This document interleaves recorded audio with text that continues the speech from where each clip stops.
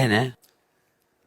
Sì, stavo più tranquillo, molto più tranquillo. Non so perché, Beh, ma la scorsa puntata tremavi, eh? mamma mia, Ma mamma mia. tanto, eh? Ma è una cosa che devo risolvere perché non va bene. Poi allarghi le dita delle mani e si vede meno. Eh, no, dobbiamo imparare. Non so se mi fanno più paura i giudici o il pubblico. È una cosa che ancora devo capire in realtà. Cioè, non so di cosa ho paura.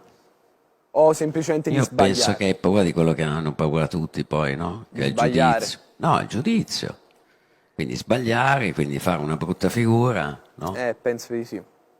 Almeno io penso che sia quello che può far paura. Ma tipo, tu non hai paura di sbagliare, pure dopo tanti anni che fai questo lavoro? Cioè, non hai sempre quella cosa. Ogni giorno. Eh, Eh, cioè, come fai a vivere così? Cioè, è una cosa che non mi spiego. Perché io qui dentro la sto vivendo tantissimo. Pensa beh, tu che almeno da. beh, a me Cioè, è capitato di sbagliare, eh? boh, siamo sempre esseri umani.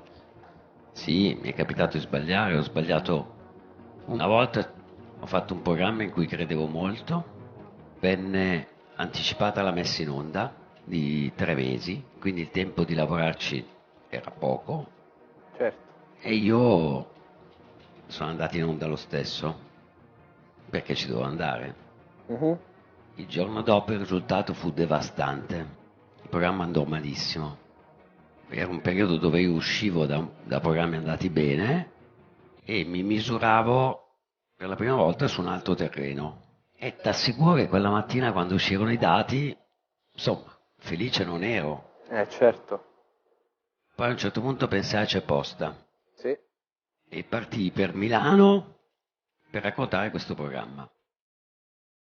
Raccontai questo programma a 2 persone e queste 2 persone mi dissero in assoluta buona fede: tu questo programma non sei, che hai pensato, non sei in grado di farlo.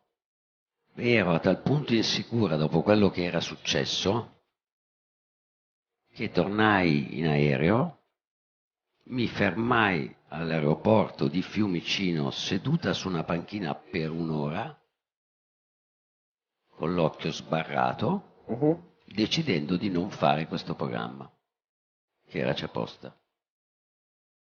Poi passarono un po' di giorni e alla fine decisi di farne un numero zero, perché avevo paura.